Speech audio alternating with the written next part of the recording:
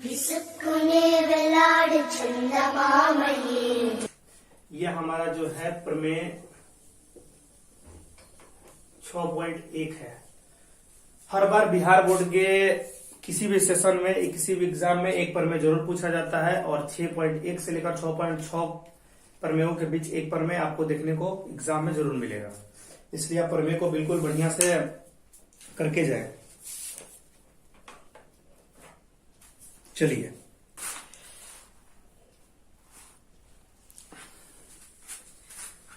Question फिर से समझ लेते हैं। कह रहा है कि यदि एक त्रिभुज है हमारे पास एबीसी, मान लीजिए हमारे पास त्रिभुज है एबीसी, क्लियर।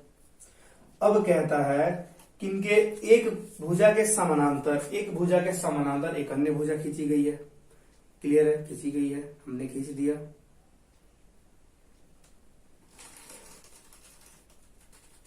तो ये अन्य दो भुजाओं को एक ही अनुपात में विभाजित करती हैं। चलिए इसको हम प्रमाणित करते हैं। किसी भी प्रमेय को प्रमाणित करने से पहले हमें यह ध्यान रखना होता है कि हम पहले इसके बारे में क्या क्या लिख सकते हैं, चाहे हमें क्या क्या चीज पता है इस बारे में। तो सबसे पहले हमें यह चीज पता है कि एबीसी एक त्रिभुज है। तो सबसे पहले हम लिखेंगे कि एबीसी, हमें ज्ञात है कि एबीसी एक त्रिभुज है जिसमें डीई जो है वो समानांतर है बीसी के, यानी कि डीई समानांतर बीसी है, लिख देंगे हम। इतना तो हम कर सकते हैं, मामूली चीज है। उसके बाद बी को ई से मिलाया गया है और डी को सी से मिलाया गया है, यहां तक लिख दिए। अब आगे आते हैं रचना पर। हमने एक रचना किया और रचना में हमने यह काम किया है कि ई से होते हुए ए बी पर एक लंब डाला है हमने। लंब का मतलब आप समझते हैं, बिल्कुल 90 डिग्री का परपेंडिकुलर बेस ए बी पर, ए बी आधार पर हमने एक लंब डाला है जिसका नाम हमने दे दिया ई एन। और बिंदु डी से एक लंब डाला है हमने और इसका नाम दे दिया हमने डीएम।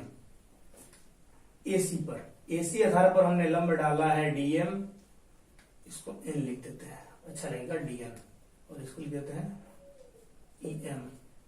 चलो ये हमने रचना किया। हमने यहां लिखेंगे हम ईएम लंब ए बी और क्या है डीएन लंब एसी। ये हमने रचना किया है और यहां लिखेंगे खींचा।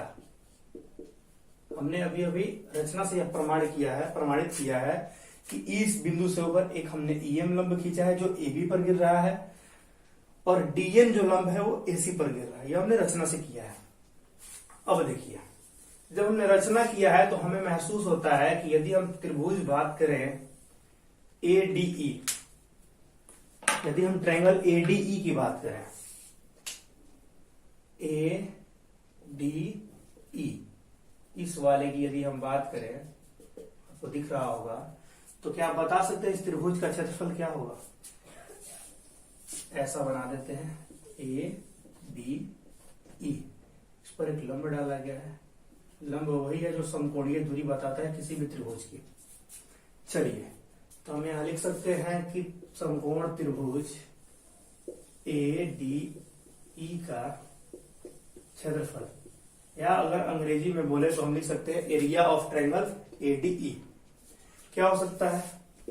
1/2 गुने आधार, ये देखो आप, आधार ए बी पर गिर रहा है ये, गुना लंब क्या हो सकता है ई एफ। हमने मान लिया इक्वेशन नंबर 1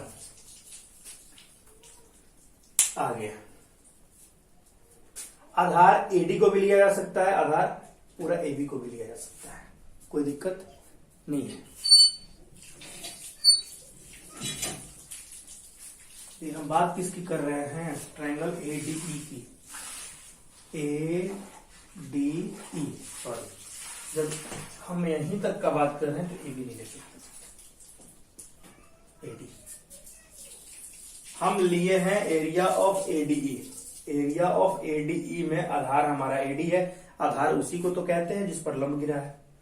अब देखो, आपने पढ़ा है जब समकोण त्रिभुज के बारे में, तो आपने ये भी पढ़ा होगा कि जहां 90 गिरा, ये हमारा परपेंडिकुलर पी है और ये जिस पर गिरा वो हमारा बी है, जो सबसे बड़ी भुजा है वो कर्ण एच है, चाहे जो 90 का सामने है वो हमारा कर्ण है, हिपोटेनस एच।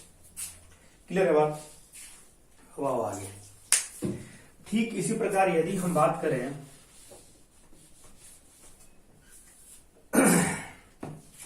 त्रिभुज ADE को हमने ले लिया है। अब हम बात करेंगे त्रिभुज BDE में। अब हम बात करेंगे BDE की ओर बात करेंगे। तुम जानते हो किसी भी चतुर्भुज के अंदर जो विकर्ण है वो समकोण पर समद्विभाजित करते हैं। यहां तो किसी को कोई परेशानी नहीं है।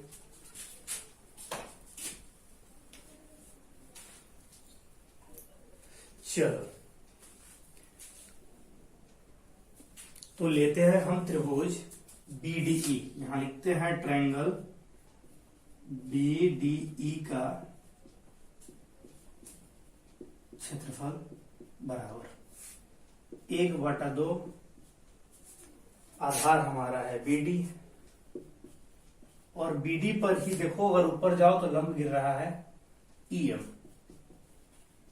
समीकरण नंबर 2। आप सभी को थोड़े से परेशानी होगा कि हम EM कैसे लिख दिए। हर किसी को होता है। मैं जो यहाँ पे ऑफलाइन ट्यूशन कराता हूँ वहां भी लोगों ने यही बात पूछा, लड़कियों या लड़कों ने, कि EM आपने क्यों लिख दिया। जब हम बात कर रहे हैं ट्रायंगल BDE को, हम इसी के अंदर बात कर रहे हैं, तो यहाँ पे कैसे हम घुस गए सर, EM में कैसे घुस गए। चलो एक बात बताओ, क्या हम इस त्रिभुज को BDE को और क्या DEM को सर्वांश या सर्वांश में समरूप कर सकते हैं? एकदम कर सकते हैं। ये 90, ये भी 90 समकोण पे समद्विभाजित है, तो लाइन तो है निष्ठ। और जब जानते हैं कि जब समकोण है और 90 है तो RHS से हमारा क्या हो गया, वो ठीक है, वो सर्वांशम हो गया। तो हम कह सकते हैं कि इस चीज को लगभग मान लिया जाए कि यहां तक बढ़ाया गया है और ये इसके बीच की दूरी बता रही है, तो हमने यहाँ EM लिख दिया। अब देखो हम करेंगे क्या, इस समीकरण 1 को भाग देंगे 2 से। जब समीकरण को भाग देते तो हम पाते हैं कि एरिया ऑफ ट्रायंगल ADE बटा में area of triangle BDE equal to होगा 1/2 गुना AD गुना EM बटा में 1/2 गुना BD गुना EM। क्या यहां तक कोई परेशानी? फिर से समझिए, हमने क्या किया है कि समीकरण 1 को भाग दिया है 2 से। Equation number 1 divided into equation number 2। इसका क्षेत्रफल ऊपर, इसका क्षेत्रफल नीचे, इक्वल टू इसका क्षेत्रफल ऊपर और इसका क्षेत्रफल नीचे। अब हम जानते हैं कि भागा में जो चीज इक्वल होती है वो कट जाती है। यहाँ पे हाफ हाफ खत्म हो गया, यहाँ पे EM खत्म हो गया। निष्कर्ष हमारा मिला यह कि AD बटा में BD, यह हमारा है निष्कर्ष अंततः। अब देखो इसको मान लो इक्वेशन नंबर 3। यहां तक क्लियर? अब एक बात बताओ, तुम्हें प्रमाणित क्या करना है। AD बटा में DB बराबर, चलो यहाँ पे और DB है तो हम भी यहाँ पे DB लिख देते हैं। यहाँ पे DB है, BD और DB में कोई फासला नहीं है, क्वेश्चन में DB कह रहा है, तो जहां जहां हम BD लिखे वहां हम DB कर देते हैं, ताकि आप सभी को समझने में कोई दिक्कत ना हो। DB BD कुछ भी लिख सकते हैं, अल्फाबेटिकल वर्ड है, तुम XY लिखो, अच्छा YX लिखो, बात देखिए, बस बोलने का उच्चारण अलग अलग हो जाती है। आगे हमने एक पार्ट को प्रमाणित कर दिया है, अब हमें दूसरे पार्ट को लाना है। अब हम ढूंढेंगे कि AE किस में है। AE इस वाले त्रिभुज में दिख रहा है। कहने का मतलब ट्रायंगल ADE के अंदर AE मौजूद है।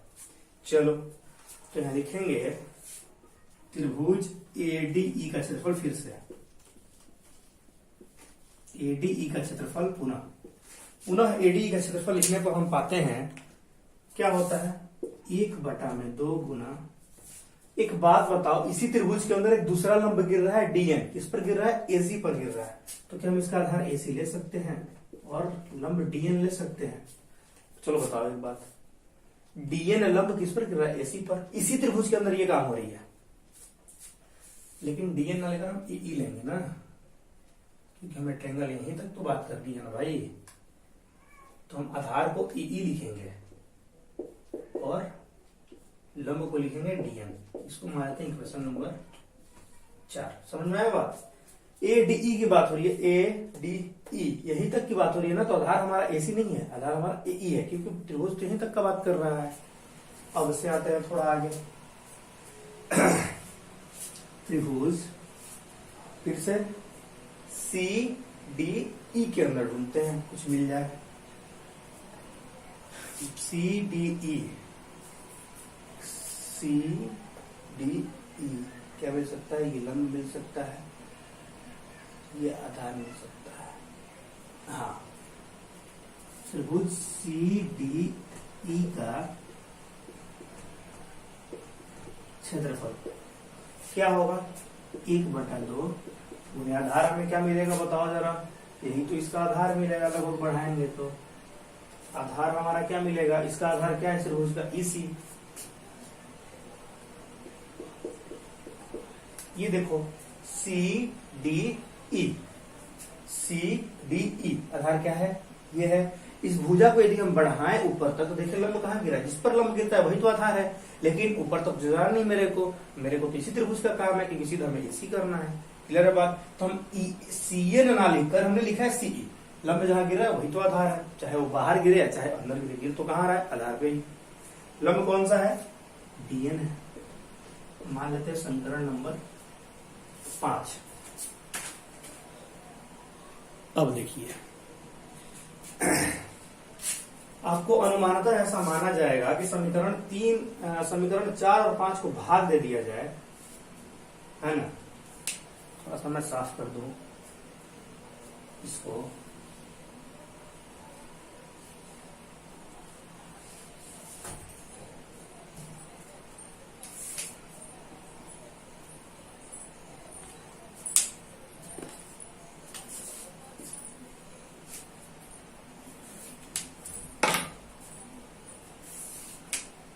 समीकरण 4/5 से हम पाते हैं कि एरिया ऑफ ADE बटा में एरिया ऑफ CDE इसका तो क्या होगा? 3/2 गुना आधार है AE, लंब है हमारा DN बटा में 1/2 CE गुना DN। देखो जो इक्वल होता है वो कट जाता है। हमने क्या लिखा है? हमने 4 और 5 को भाग दिया है। क्या है? हाफ AE गुना DN, हाफ EC गुना DN। ये भी खत्म, ये भी खत्म। मिला क्या? Area of ADE equal to area of CDE equal to AE बटा में CE। अब देखो, सीधे तो हमें यही करना है, लेकिन अभी हमें त्रिभुजों के क्षेत्रफलों को हटाना होगा, क्योंकि हमें सिद्ध करना है कि ये बराबर अनुपात में विभाजित होते हैं। AD बटा में DB बराबर AE बटा में CE। ये चीज हमें सिद्ध करनी है। कहने का मतलब एरिया भी जो है इसका त्रिभुज क्षेत्रफल वो अभी गड़बड़ कर रहा है। चलो यहाँ तक कोई परेशानी तो बताओ, फिर से चलते हैं हम एक बार और डाउट्स को क्लियर करेंगे, उसके बाद हम लोग फिर आगे बढ़ेंगे।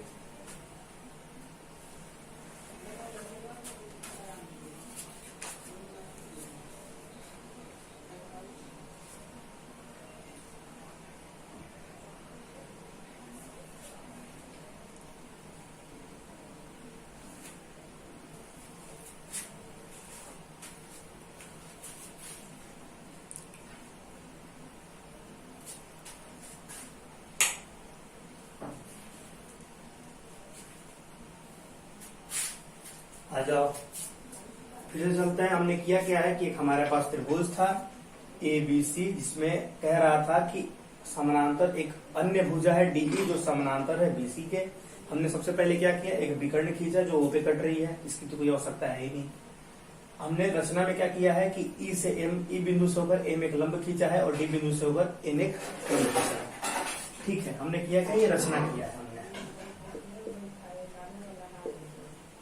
अब आगे देखो हमने क्या किया है। हमने सबसे पहले त्रिभुज का क्षेत्रफल निकाला है ADE का।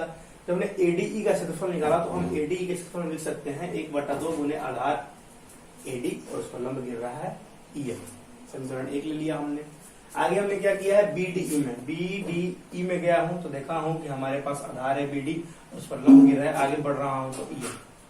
हमने लिखा है BD गुना EM। समीकरण 2 तो हमने किया क्या है? समीकरण 1 को भाग दे दिया है 2 से, तो भागा दिया तो क्षेत्रफल को एक तरफ अनुपात की ओर और ये जो आए हैं आंसर उसको एक तरफ तो लिखा। मैंने जब काटा तो मुझे प्राप्त हुआ AD बटा में DB, हमने लिखा इसको, मान लिया इक्वेशन नंबर 3।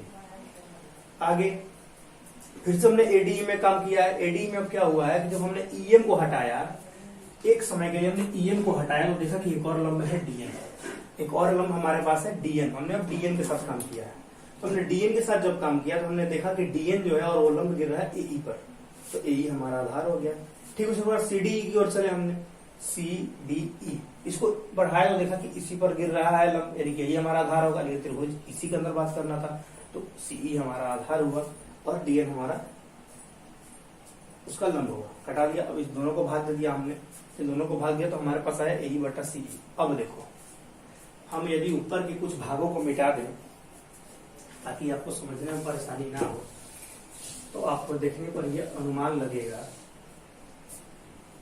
कि एक ही आधार पर बने त्रिभुजों के क्षेत्रफल हमेशा बराबर होते हैं। क्योंकि आप जानते हो, मान लो सपोज करो कि हमारे पास एक त्रिभुज है ऐसा, एक त्रिभुज है ऐसा, इसका आधार हमारे पास लंब है 12, आधार है 18 मान लो, इसका है 12, आधार इसका भी 18।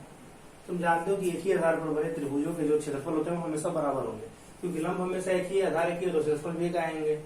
लगा लो 1/2 गुना आधार गुना शीर्ष लंब, इधर भी लगा लो 1/2 गुना आधार गुना शीर्ष लंब, 1/2 आधार है 18, शीर्ष लंब है 12, इधर भी 1/2 आधार है हमारा 18 और 12 है 9 बार में, ये भी हमारा 9 बार में, 12 9 108, इधर भी 108, इधर भी। कहने का मतलब एक ही आधार पर बने त्रिभुजों के क्षेत्रफल हमेशा बराबर होते हैं। तो देखो ढूंढो इसमें एक आधार पे कौन बन रहा है। चलो शुरू हो जाओ।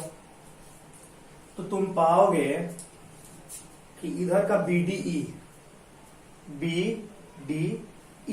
आधार DE पे बन रहा है, इधर का देखो CDE आधार DE पर बन रहा है। दोनों के अंदर DE मौजूद है तो हम कह सकते हैं, अब देखा जाए, जो हमारा एरिया है BDE वो बराबर है एरिया ऑफ CDE के। तो क्या हम CDE के जगह, इस वाले के जगह CDE के जगह क्या BDE लिख सकता हूं मैं? एकदम लिख सकता हूं, क्योंकि दोनों इक्वल है। 5 का नया नोट है या 5 का पुराना नोट चलेंगे तो 5 ही रुपए में, तो हमने बराबर कर दिया। बराबर क्या है गया? AE बटा CE, AE बटा में CE। क्या हम कह सकते हैं जब दोनों ट्रायंगल इक्वल है और अनुपातों को इक्वालिटी करेंगे तो ये और ये हमारा खत्म हो जाएगा। जब ये और ये खत्म हो गया तो हमें क्या मिला? AD बटा में DB बराबर AE बटा में EC। अच्छा है CE कुछ भी को, तो हम कह सकते हैं कि जो त्रिभुज है ABC, यदि कोई अन्य भुजा उसकी समानांतर हो तो बराबर अनुपात में विभाजित होते हैं, यानी कि AD बटा में DB बराबर AE बटा में EC होता है। अब देखो कुछ लोगों को समझ में नहीं आता कि हमने थ्योरम क्यों सिद्ध किया कि अब देखो, अब किसी भी क्वेश्चन को हम हल करेंगे तो हमें इतना कुछ करने का प्रयत्न नहीं करना पड़ेगा। ये मैथ के द्वारा हमने प्रमाणित कर दिया कि यदि एक त्रिभुज में अन्य भुजा खींची गई हो और वो भुजा इसके समानांतर हो तो जब भी होगा AD बटा में DB होगा और AE बटा EC होगा। किसके अनुसार? तो प्रमेय 6.1 के अनुसार।